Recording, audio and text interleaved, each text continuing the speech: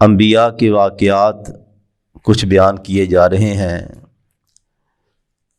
تاکہ نبی صلی اللہ علیہ وسلم اور ایمان والوں کو حوصلہ ملے کہ اللہ نبیوں کو پھر تنہا نہیں رہنے دیتا، جب مشن پہ ان کو روانہ کرتا ہے مسلسل مدد کرتے ہیں، اور جو قومیں ان کا انکار کرتی ہیں اللہ ان کو بھی کھلا نہیں چھوڑتا، گرفت کرتا ہے۔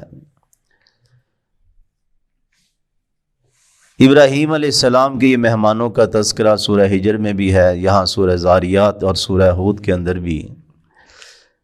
حل اتاک حدیث ہو، کیا آپ کے پاس خبر آئی؟ سوال کرنے سے بات اور اہم ہو جاتی ہے۔ ضیف ابراہیم، ابراہیم علیہ السلام کے مہمانوں کی، مکرمین جو معزز تھے، فرشتے انسانی شکل میں تشریف لائے ابراہیم علیہ السلام کے پاس۔ یہ فلسطین کے علاقے میں رہ رہے تھے، ادھر یہ تشریف لائے۔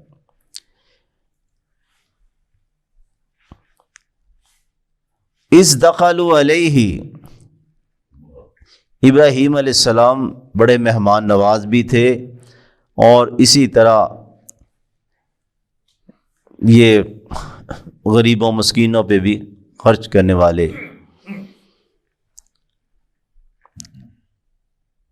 یہ حلب علاقہ شام کا، کہتے اس کا نام بھی اسی وجہ سے کہ یہ اونٹنوں کا دودھ، اونٹنیوں کا بانٹتے تھے، تو حلب یعنی کہ یہ پڑ گیا۔ اس دخلوا علیہ، جب داخل ہوئے ان پر، فقالوا سلاما، تو انہوں نے سلام کہا، یعنی کہ باہر سے آنے والا جتنا مرضی اونچا ہو، فرشتے ہوں جو بھی ہو، وہ سلام کرے۔ نبی صلی اللہ علیہ وسلم جس طرح معراج پہ ہر آسمان پہ پہلے آپ نے سلام کیا، بے شک آپ نبیوں کے امام ہیں۔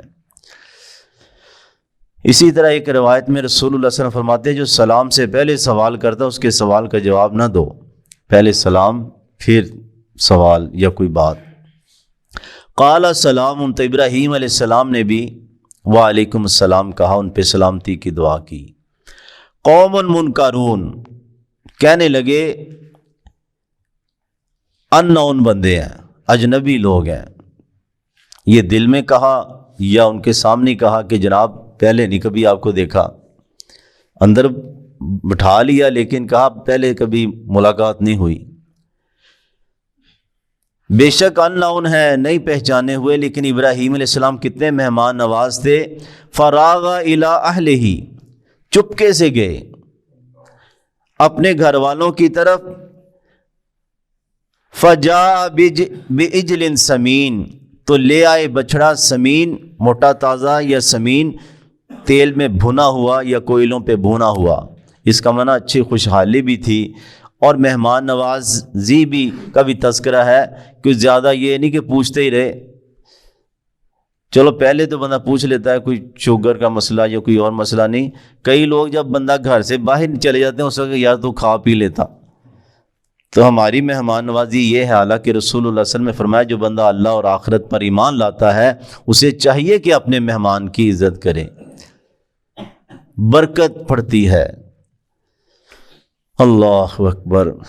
فقربہ الیہم، اچھا صرف کھانا نہیں لے کے آئے اور قریب کر دیا، جس طرح بندہ کوئی محبت کے ساتھ ڈش ان کے آگے کر دیتا ہے، لیکن وہ ہاتھ نہیں بڑھا رہے۔ قال، فرمانے لگے الا تاکلون، آپ کھاتے کیوں نہیں جناب؟ فاوجس منہم خیفۃ، پھر دل کے اندر ڈرنے لگ پڑے جب دیکھا۔ کہتے دو وجہ کہ اس وقت کو جو کوئی ڈاکہ مارنے آتا یا چوری کرنے آتا، برے ارادے سے آتا، وہ گھر کا کھانا نہیں کھاتا تھا۔ آج تو چور فریجیں بھی خالی کر دیتے ہیں۔ تو یعنی یہ روایت تھی، یا یہ کہ بھی یہ تو فرشتے لگ رہے ہیں، کچھ اندازہ ہو گیا کہ، اور فرشتے انسانی شکل میں کوئی اہم ہی مشن پہ آتے ہیں۔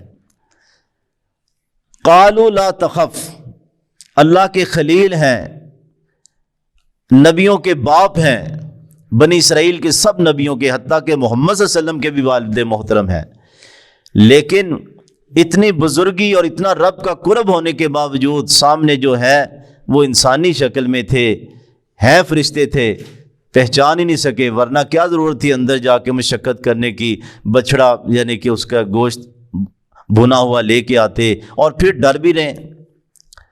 تو یہاں سے یہ بات سمجھ آتی کہ یہ جو ہمارے ہاں نا، اور جی بابا صاحب کچھ جانتا ہے، یہ جانتا ہے، یہ نہیں صحیح۔ جب تک رب نہ بتائے تو نبی بھی ڈرتے ہیں۔ قالوا لا تخف، فرشتوں نے اپنی حیثیت کو واضح کر کے فرمایا، تعارف کروایا، آپ ڈریے مت۔ وبشروہ، یہ ایک طبی جو ہے نا فطرتی خوف ہے، یہ نہیں کہ معاذ اللہ کوئی بزدلی، یہ ایک عام جتنا مرضی دلیر ایک سانپ کو دیکھ کے بندہ ایک دم ہوتا ہے۔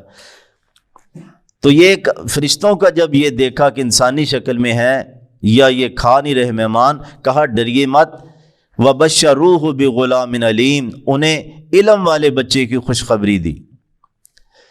اسماعیل علیہ السلام پہلے ہو گئے تھے حضرت ہاجرہ کے بطن سے، تو وہ ذبیح اللہ جن کو کہا جاتا ہے ان کو حلیم کہا، غلام حلیم، بردبار، حوصلے والا، چھری کے نیچے آگے۔ اور یہ بھی غلام علیم، علم والے تو اسماعیل علیہ السلام بھی تھے، لیکن اسپیشل اللہ نے ان کے ساتھ ایسا بچہ جو علم والا ہوگا۔ آگے انشاءاللہ کل پڑھیں گے۔ اللہ سب نے عمل کی توفیق عطا فرمائے۔